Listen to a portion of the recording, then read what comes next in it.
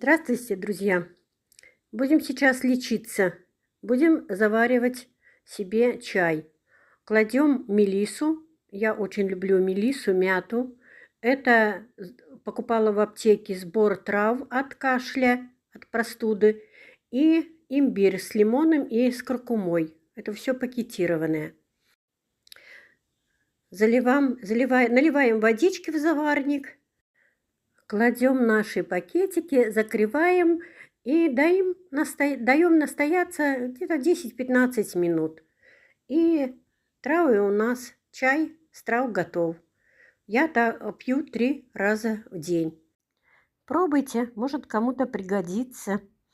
Приятного аппетита, пока!